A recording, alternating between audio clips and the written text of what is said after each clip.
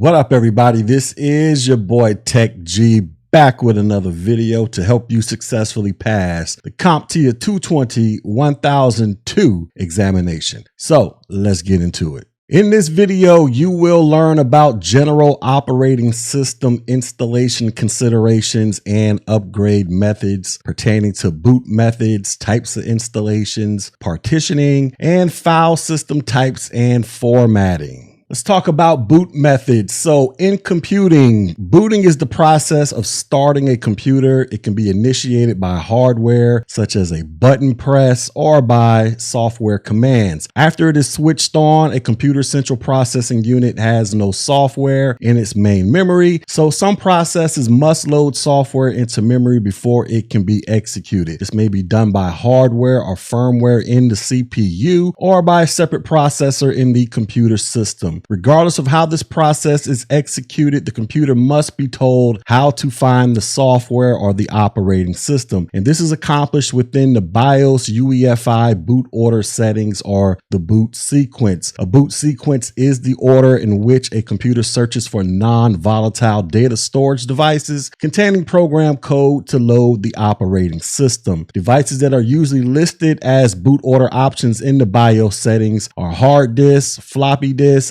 optical drives, flash drives, etc. In a boot order, the computer first looks for files to load from the first place listed in the order. If the computer doesn't find them there, it will go to the next place on the list and so on until it finds an operating system to load to become operational. And here is a wonderful screenshot of a typical BIOS boot order menu. The installation process has various methods to boot a system to allow for a Windows installation file to be extracted from an ISO file in Windows 7, such as you have optical disks. So this is a method used to install Windows to an actual PC, in addition to creating a master PC from which future disk images can be created. Next, you have what is called the network PXE boot, that stands for pre-boot execution environment. This method is used in client server environments that boot a software assembly retrieved from a network on PXE enabled clients. In layman's terms, the operating system image is stored on a server and the computer loads the image over an established network connection. This method only works if the client has a PXE capable network interface controller or a NIC card. Another option you have is called booting from the USB thumb drive. So you would use this method as an alternative if installing an operating system from a DVD isn't possible, such as if your computer simply doesn't have a CD or a DVD drive. Now be mindful to change the boot order in the BIOS UEFI to allow for USB booting. Then you have booting from a hard disk drive or a solid state drive. This method is where most operating systems will reside. You need to be sure to change the boot order in the BIOS UEFI so that the computer knows to look here first if the OS resides here. And then you also have partitions on the internal hard disk drive or the solid state drive. This method is similar to booting from an internal hard drive, except that a designated partition or a section of the drive has been reserved for booting an operating system. Let's talk about installation types. So the first one we have is called an unattended installation. So an unattended installation is the installation of a program without requiring the user to select options or click next at the end of each step. Unattended installations often use a file of predefined answers so that after starting the installation, it runs to completion without further user intervention. In an attended installation, information must be provided at various points during the process. Next, we have an in-place upgrade installation. So an in-place upgrade installation is the installation of an operating system or application on a computer without removing the older version first and without saving any data beyond normal precautions. In-place installations of operating systems have a tendency to cause problems, especially if the new version is very different from the previous one. These in-place upgrades will not delete previous installations, which will allow for the user to retain their apps and settings, in addition to preserving their personal files as well. Also understand that Windows in-place installations only allow for 32-bit versions to upgrade to other 32-bit versions, and for 64-bit versions to upgrade to 64-bit versions only. And here is a wonderful screenshot showing you what an in-place installation looks like when you get ready to start one. Let's talk about a clean install. A clean install is a completely new installation of an operating system or application on a computer. In a clean install of an operating system, the hard disk is formatted and completely erased. In a clean install of an application, the older version is uninstalled first. Installing an operating system on a new computer or installing an application for the first time is automatically a clean install.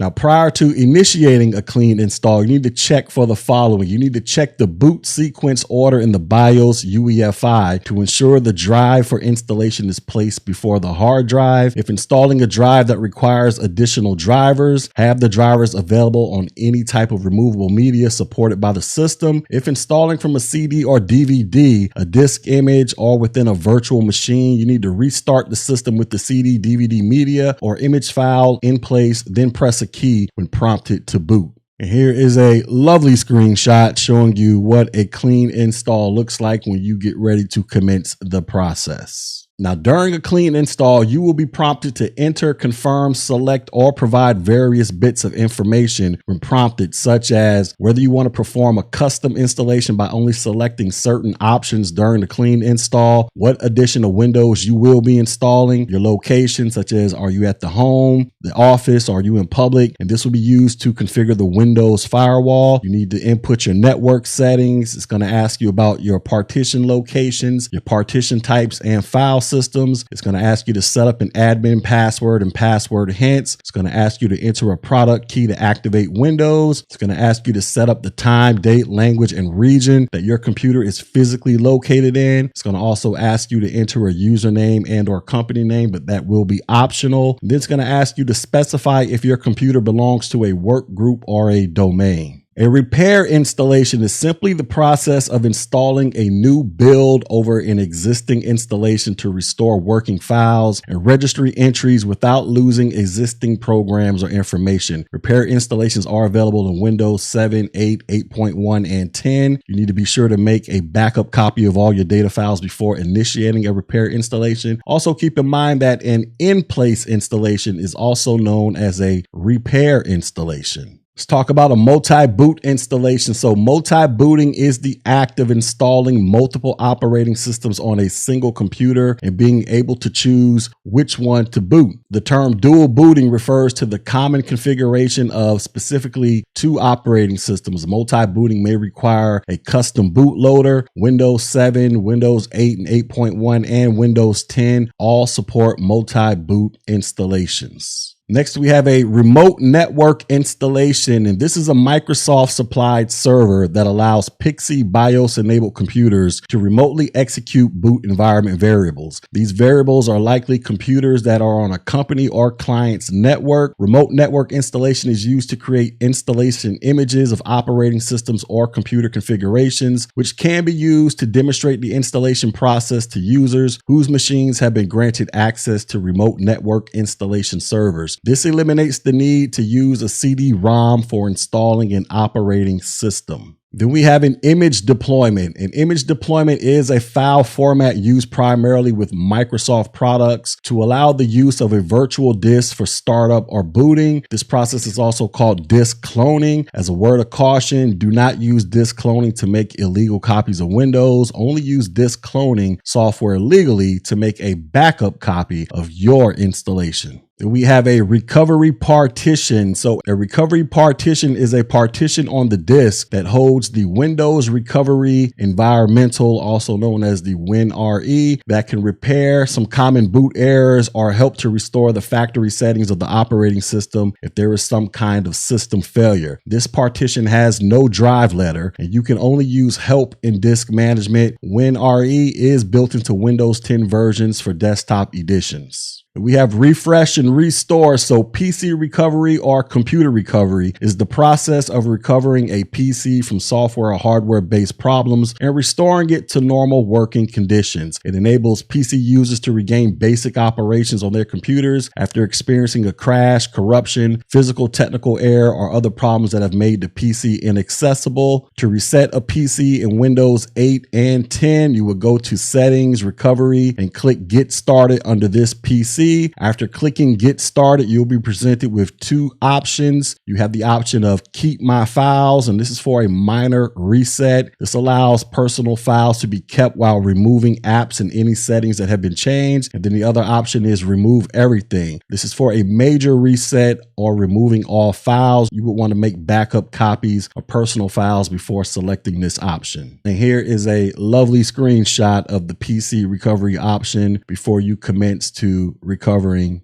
or resetting your PC. All right, let's talk about partitioning. So disk partitioning or disk slicing is the creation of one or more regions on secondary storage so that each region can be managed separately. These regions are called partitions. It is typically the first step of preparing a newly installed disk before any file system is created. The disk stores the information about the partition's locations and sizes in an area known as the partition table that the operating system reads before any other part of the disk. Each partition then appears to the operating system as a distinct logical disk that uses part of the actual disk. Partitioning allows the use of different file systems to be installed for different kinds of files. Separating user data from system data can prevent the system partition from becoming full and rendering the system unusable. Partitioning can also make backing up easier. A disadvantage is that it can be difficult to properly size partitions, resulting in having one partition with too much free space and another nearly totally allocated. And here is a lovely screenshot showing you some disk partitioning taking place.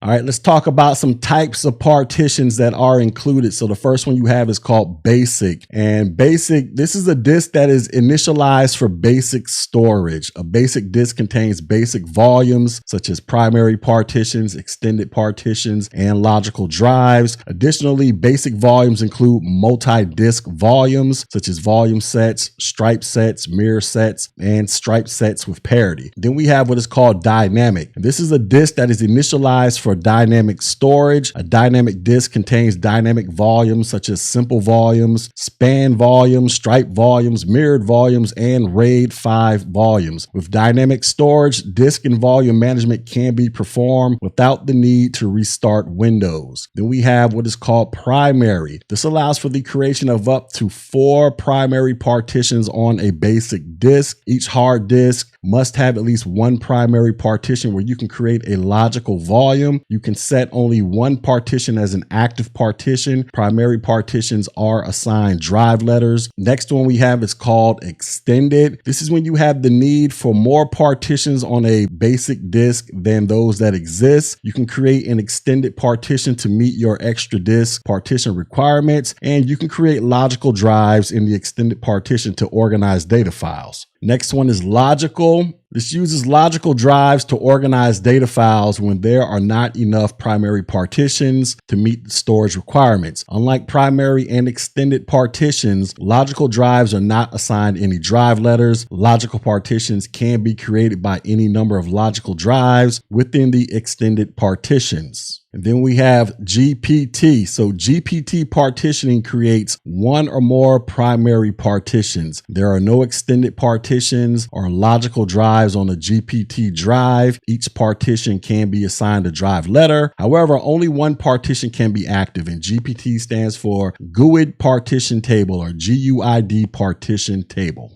All right, let's talk about file system types and formatting. So in computing, a file system controls how data is stored and retrieved. Without a file system, data placed in a storage medium would be one large body of data with no way to tell where one piece of data stops and the next begins. By separating the data into pieces and giving each piece a name, the data is easily isolated and identified. As mentioned in the previous video, Windows supports 3 different file systems for hard drives and USB flash drives. That is FAT32, NTFS, and exFAT. And here is a wonderful picture showing you the various file system format comparisons. And you can look at this at your own leisure by going to visit my website, technologyg.com. Let's talk about a swap partition. So a swap partition serves as overflow space for RAM. If the RAM fills up completely, additional applications will run off the swap partition rather than the RAM. This feature is called virtual memory in Windows and swap space in Linux. This feature is specially formatted to be used only as extra RAM and not additional storage space. Quick formatting versus full formatting. So quick formatting and full formatting is in reference to erasing a hard drive or some other storage device. Quick formatting, this allows for the overwriting of files on a drive, but it does not fully erase the files. With the proper software, the old files can be recovered. In Windows, FAT and NTFS formats, they allow for quick formatting. Then you have full formatting. This erases any files from the entire disk structure, changes or maintains the file system, and checks the disk for bad sectors. Full formats take significantly longer than a quick format. In Windows, FAT and NTFS formats, they do allow for full formatting. Let's talk about loading alternative drivers. So there may be times when Windows does not detect a hard drive during installation, so an alternate third-party driver must be installed to complete the installation. This would typically happen when dealing with third-party SATA or RAID onboard or add-on card host adapters that are used in Windows 7, 8, 8.1, and 10. Device drivers are added using the same screen that is used for partitioning by clicking the Load Driver button. Device drivers can be installed from CDs, DVDs, and USB flash drives. And here is a screenshot showing you the location of the Load Driver button down there in the bottom left.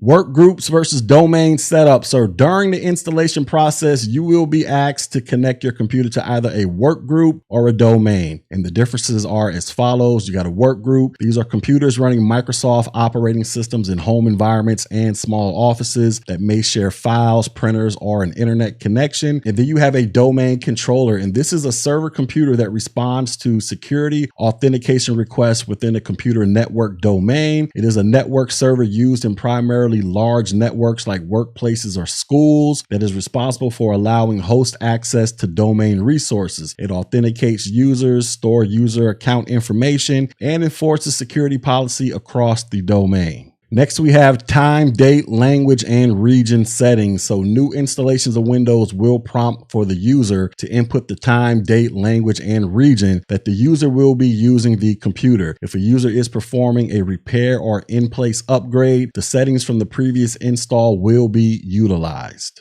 Driver installation, software, and Windows updates. After you have installed a version of Windows, the next thing you need to do is update the system. The easiest way to perform an update is to set up the Windows Update for automatic updates. Factory recovery partition. So most modern computers with OEMs or original equipment manufacturer pre-installed Windows come with a factory recovery partition, which is also called a system restoration disk, which is a disk partition containing a special recovery image of the Windows installation. The partition allows users to restore Windows 10 to its original state, like when it was shipped from the factory. Usually you will be prompted to burn a restore image to one or more CDs or DVDs or a USB flash drive. Now be mindful that they may need a Windows product key or your system's serial number to run the recovery disk program. Let's talk about properly formatted boot drives with the correct partition or format. So to properly format a boot drive with correct partitions, you need to use a new drive or a clean formatted drive using the disk setup utility. You can use old drives, but they should be completely formatted of old files prior to.